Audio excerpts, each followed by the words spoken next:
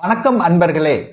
அஸ்ட்ரோசிரி channel வாயிலாக நான் உங்கள் அஸ்ட்ராலஜர் டாக்டர் சதீஷ். கன்னி ராசி அன்பர்களே, இந்த 2024 வருடம் பிப்ரவரி மாதம் எப்படி இருக்கும் அப்படின்னு பார்க்கும் பொழுது உங்களுடைய ராசிநாதனான புதன் பகவான் 5ஆம் இடம் என்கின்ற பூர்வ புண்ணியஸ்தானம் பஞ்சமஸ்தானத்தில் இருப்பது உங்களுக்கு சிறப்பை ஏற்படுத்தி கொடுக்கும். அதே சமயத்தில் ராசியிலே கேது உட்கார்ந்திருக்காரு, ஏதாவது கெடுபலன்களை செய்து விடுவாரா அப்படிங்கிற அச்சம் உங்க மனதில் இருக்கும். அந்த கேதுங்கிறது ஞான காரகன் அல்லவா, உங்க ராசியிலேயே இருக்கார். அப்போ உங்களுக்கு உள்ளுணர்வு சக்திங்கிறது அதிகமாக இருக்கக்கூடிய ஒரு காலகட்டம். இதை செய்தால் நன்று, இதை செய்தால் தீமை என்பதை தெளிவாக உங்களுடைய உள்ளுணர்வு சொல்லிவிடும். ஸோ அதன்படி நீங்கள் செய்யும் போது உங்களுக்கு பெரிய பாதிப்பை ஏற்படுத்த போவது கிடையாது. அதே சமயத்தில் அந்த கேதுங்கிறது யாரும் புரிந்து கொள்ள முடியாத ஒரு கிரகம். ஸோ 3ஆம் நபர்களை நம்பி எந்த ஒரு விஷயத்திலும் இறங்க வேண்டாம் அப்படிங்கிறதையும் ஞாபகத்தில் வைத்துக் கொள்ளுங்கள். தனம் சார்ந்த விஷயங்கள், குடும்பம் சார்ந்த விஷயங்கள் சிறப்பை ஏற்படுத்துமா அப்படின்னு கேட்டா, அந்த தன ஸ்தானத்தின் அதிபதியாக இருக்கக்கூடியவர் சுக்கிர பகவான் சுகஸ்தானத்தில் அமர்ந்து கொண்டு குருவினுடைய பார்வை பெற்றிருக்கிறது. அந்த குரு பார்வை தனஸ்தானத்தின் மீதும் பதிகிறது, அதாவது தனஸ்தானத்தின் மீது பதிகிறது, தனஸ்தானத்தின் அதிபதியின் மீது பதிகின்ற காரணத்தால தனம் திருப்திகரமாக இருக்கக்கூடிய அமைப்பு, பொருளாதாரத்தில் ஏற்றத்தை தரக்கூடிய அமைப்பு, குடும்பத்துக்கு தேவையான பொருள்கள், என்ன பொருள்களை வாங்கணும்னு நீங்க ஒரு 2-3 மாதங்களாக நினைத்து கொண்டிருந்தீர்களோ அந்த பொருள்களை எல்லாம் வாங்கி மகிழக்கூடிய ஒரு காலகட்டமாக இருக்கும்.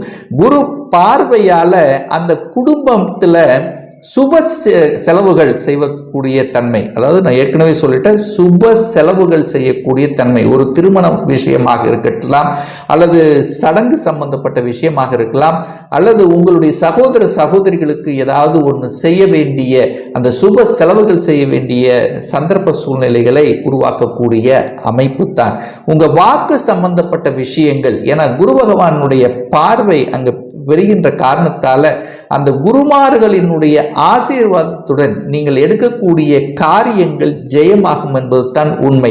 3ஆம் இடம் என்பது முயற்சி ஸ்தானம். அந்த முயற்சி ஸ்தானத்தை அந்த சனி பகவானுடைய பார்வை பெறுகிறது. சில டைம்கள் பார்த்தீங்கன்னா கொஞ்சம் டல்லா இருக்கிற மாதிரி தன்மை, ஒரு சோம்பேறித்தனமாக இருக்கக்கூடிய தன்மை உருவாக்கும். அதிகமான டிராவல், அதிகமான மன உளைச்சலை கொடுக்கக்கூடிய சந்தர்ப்பங்களை சில சமயங்களில் உங்களுக்கு ஏற்படுத்தும். அப்படி பிரயாணங்கள் பண்ணாலும் அதன் மூலமாக அனுகூலம், ஆதாயம் கிடைக்கக்கூடிய தன்மையை தான் உங்களுக்கு உருவாக்கும். அந்த 3ஆம் அதிபதி என்று சொல்லக்கூடிய அந்த செவ்வாய் 4ஆம் இடம் என்கின்ற சுகஸ்தானத்தில் உட்கார்ந்திருக்கார். அப்போ வீடு சம்பந்தப்பட்ட விற்பனைகள் உங்களுக்கு ஜோரா இருக்கக்கூடிய தன்மை தான். அதாவது ரியல் எஸ்டேட் சார்ந்த துறையில் இருப்பவர்கள், ரியல் எஸ்டேட் சம்பந்தப்பட்ட தொழிலை நடத்துபவர்கள், அது சம்பந்தப்பட்ட இதில் இருக்கின்றவர்கள் எல்லாமே ஒரு நல்ல காலம் அப்படின்னு சொல்லணும். இந்த மாதம் 4ஆம் இடத்தில் செவ்வாய் சுக்கிரனும் இணைந்து இருக்கிறார்கள். இணைந்து பிருகமங்கல யோகத்துடன் இருக்கக்கூடிய ஒரு காலகட்டம்.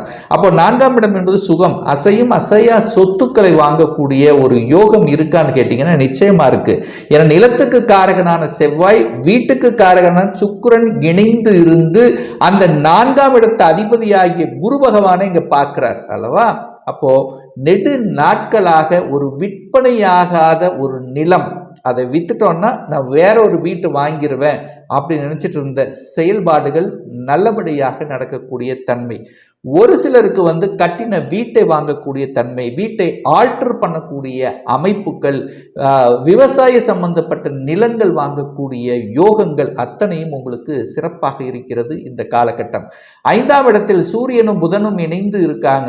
அப்போ சூரியனும் புதன் இணைந்து புதன் ஆதித்ய யோகத்துடன் இருக்கக்கூடிய ஒரு நல்ல காலம் அப்படின்னு சொல்லணும். ஏன்னா 5ஆம் அதிபதியாக இருக்கக்கூடிய சனி பகவான் தனக்கு 2ஆம் இடத்துல ஆட்சி பலம் பெற்று வலிமையா இருக்காரு. அப்போ பதவியை குறிக்கக்கூடியது அந்த 5ஆம் இடம். ஸோ பல நாட்களாக தடைப்பட்ட அந்த பதவி உங்களுக்கு கிடைப்பதற்கான சந்தர்ப்பங்கள் நிச்சயமாக உங்களுக்கு இருக்கிறது. ஏன்னா 12ஆம் அதிபதி என்று சொல்லக்கூடிய சூரியன் தனக்கு 6ல் போய் உட்கார்ந்திருக்கார். அப்போ எதிர்பாராத விதமாக அரசாங்கத்தின் மூலமாக நல்லவைகள் நடக்கக்கூடிய வாய்ப்பு, ரொம்ப நாளா தடைப்பட்டு கொண்டிருந்த அரசாங்க காரியங்கள் எல்லாமே ஜெயமாக கூடிய தன்மையை நிச்சயமாக உங்களுக்கு உருவாக்கும். 6ஆம் இடத்துல சனி உட்கார்ந்திருக்கார். அப்ப 6ஆம் இடம் என்பது ஒரு வலியை கொடுக்கக்கூடிய ஒரு கடன் நோய் எதிர்ப்பு பகையை கொடுக்கக்கூடிய அந்த இடத்துல ஒரு பாவகிரகம் இருக்கும்போது அந்த கடன் நோய் எதிர்ப்பை விளக்குங்கிறது தான் அமைப்பு. அப்போ அந்த வகையில் பார்க்கும் பொழுது எதிர்ப்புகள் உங்களுக்கு யாரெல்லாம் இருந்தார்களோ ஒன்று அவர்கள் உங்களை விட்டு விலகி செல்லக்கூடிய அமைப்பு, அல்லது நீங்க அவங்களை விட்டு விலகி செல்லக்கூடிய அமைப்பை ஏற்படுத்திவிடும்.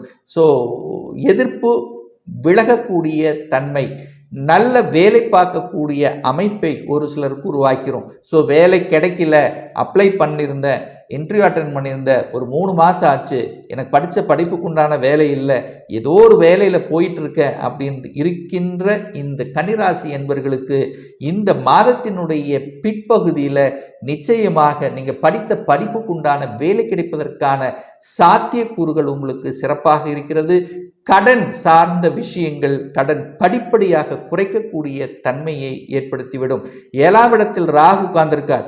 அப்போ 7ஆம் இடம் என்பது கலத்திர ஸ்தானம் அல்லவா, அந்த இடத்துல ராகு உட்கார்ந்திருக்கார். அப்போ அந்த ஆணாக இருந்தால் பெண்கள் சார்ந்த விஷயத்திலும், பெண்களாக இருந்தால் ஆண்கள் சார்ந்த விஷயத்திலும் கொஞ்சம் கவனம் எச்சரிக்கையுடன் நடந்து கொள்ளணுங்கிறதையும் ஞாபகத்தில் வச்சுக்கொள்ளுங்க.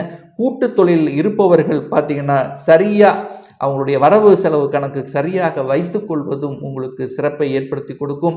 திருமணமான தம்பதிகள் ஆணாக இருந்தாலும் பெண்ணாக இருந்தாலும் ஒருவருக்கு ஒருவர் விட்டு கொடுத்து கொஞ்சம் அனுசரணையோடு செல்லணுங்கிறதையும் ஞாபகத்தில் வச்சுக்கோங்க. ஏன்னா அந்த ராகுங்கிறது விஷத்தன்மை உள்ள ஒரு கிரகம் அல்லவா. ஸோ எப்போ விஷத்தை கொட்டுங்கிறது தெரியாது. ஈகோ இந்த மாதிரியான விஷயங்கள் எல்லாமே வேண்டாம். ஒருவருக்கு ஒருவர் அந்நுண்ணியத்தை பகிர்வது உங்களுக்கு இந்த மாதம் சிறப்பை ஏற்படுத்தும். 8ஆம் இடத்தில் குரு உட்கார்ந்திருக்கார். அப்போ எதிர்பாராத விஷயத்தில் நன்மைகள் நடக்கக்கூடிய தன்மைத்தான். அப்போ திருமணம் ஆகுமா ஆகாதா அப்படின்னு கேள்வி கேட்பீங்க. ராகு 7ல் இருக்கார், திருமண தடையை கொடுக்கும்.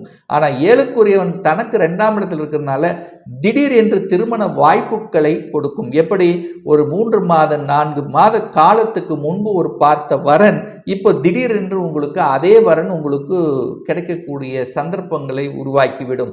9ஆம் அதிபதி என்று சொல்லக்கூடிய அந்த சுக்கிரன் சுகஸ்தானத்தில் உட்கார்ந்திருக்கிறதுனால தந்தை சார்ந்த விஷயங்கள், அதாவது தந்தையால் ஏதாவது ஒரு நல்ல காரியங்கள், ஒரு வீடு வாங்குவதற்கு ஒரு ஹெல்ப் கிடைக்கக்கூடிய அமைப்பு. அதே சமயத்தில் தந்தையினுடைய நலன்கள் சார்ந்த விஷயங்கள், அதாவது ரொம்ப நாள் ஆச்சு அப்பா அம்மா போய் பார்த்துட்டு வந்து, ஸோ இந்த மாதம் நம்ம போய் அப்பா அம்மா தன்னுடைய சொந்த ஊருக்கு சென்று வரக்கூடிய யோகங்கள், அந்த பாக்கியங்கள் என்பது உங்களுக்கு இருக்கிறது. வெளிநாட்டில் இருக்கிற சொந்த ஊருக்கு வரக்கூடிய சந்தர்ப்பங்கள் ஒரு சிலருக்கு அமையும்.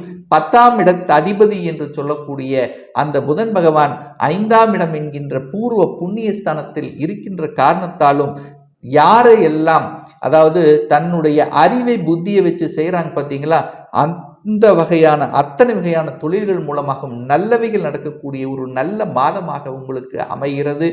ஒரு சிலருக்கு பார்த்தீங்கன்னா இந்த சனி சம்பந்தப்பட்ட, அதாவது இரும்பு சம்பந்தப்பட்ட ஒரு தொழில்களாக இருக்கட்டும், அல்லது அசிங்கம் அவமானம் என்று சொல்லக்கூடிய தொழில்களாக இருக்கட்டும், விவசாயம் சம்பந்தப்பட்ட தொழில்களாக இருக்கட்டும், ஒரு நல்லவைகள் நடக்கக்கூடிய ஒரு நல்ல மாதமாக தென்படுகிறது. அதே சமயத்தில் பார்த்தீங்கன்னா அந்த சூரியன் 6ஆம் இடத்துக்கு சென்று மறைகிறார். அதாவது 12க்குரியவன் 6ஆம் இடத்துல போயிருக்கும் போது சில சமயங்களில் யோகத்தை அதாவது கெட்டவன் கெட்டில் கிட்டிடும் ராஜயோகம் என்பதை போல 12ஆம் அதிபதி 6ஆம் இடத்தில் அமர்ந்து கொண்டு அந்த 12ஆம் இடத்தை பார்க்கறதுனால ஒரு சிலருக்கு பார்த்தீங்கன்னா வெளிநாட்டு தொடர்புகளை உருவாக்கிறோம். ஏன்னா குருவும் 12ஆம் இடத்தை பார்க்கிறார். அப்போ வெளிநாட்டு தொடர்புகளை உருவாக்கும். வெளிநாட்டுக்கு நான் போய் வேலை பார்க்கணும் என்கின்ற மனதில் உறுதியோடு இருக்கின்ற இந்த கன்னிராசி என்பவர்களுக்கு வெளிநாட்டு வேலை கிடைத்துவிடும். அதுவும் குறிப்பாக தகவல் தொடர்பு துறையாக இருக்கலாம், கம்யூனிகேஷன் செக்டராக இருக்கலாம். அப்போ வெளிநாட்டிலேயே ஏற்கனவே நான் வேலை பார்த்துட்டு இருக்கிறேன், வேற வேலை மாறலாமா அப்படிங்கிற எண்ணத்தில் இருப்பவர்களுக்கு ஒரு நல்ல வேலை அமையக்கூடிய தன்மைகள், வெளிநாட்டிலேயே செட்டில் ஆகக்கூடிய தன்மை. ஏன்னா 12ஆம் இடம் வலுப்பெறை போகிறது அல்லவா. 12ஆம் இடம் வலுப்பெற்றாலே வெளிநாட்டில் PR அப்ளை பண்ணி இருக்கிறவங்களுக்கு அங்கேயே குடியுரிமை வாங்கி அங்கேயே செட்டில் ஆகக்கூடிய சந்தர்ப்ப சூழ்நிலையை உருவாக்கிவிடும். 6ஆம் இடத்து அதிபதி 8ஆம் இடத்தை பார்க்கிறார் அல்லவா. அப்போ என்ன உடல் நலத்தில் தான் கொஞ்சம் நம்ம எச்சரிக்கையாக இருக்கணும். ஏன்னா சனி குரு காம்பினேஷன் கிடைக்குது. அப்போ குரு என்பது வயிற்றுக்கு சம்பந்தப்பட்ட ஒரு கிரகம் அல்லவா, வயிறு சம்பந்தப்பட்ட சின்ன சின்ன உபாதைகள் வருவதற்கான வாய்ப்புகள். சனி என்பது உடலினுடைய இயக்கத்துக்கு காரகன், அதுவும் குறிப்பாக கால்களுக்கு காரகன் அல்லவா. ஸோ அந்த விஷயத்தில் கொஞ்சம் நம்ம கவனம் எச்சரிக்கையுடன் இருந்துக்கணும் அப்படிங்கிறதையும் ஞாபகத்தில் வச்சுக்கோங்க.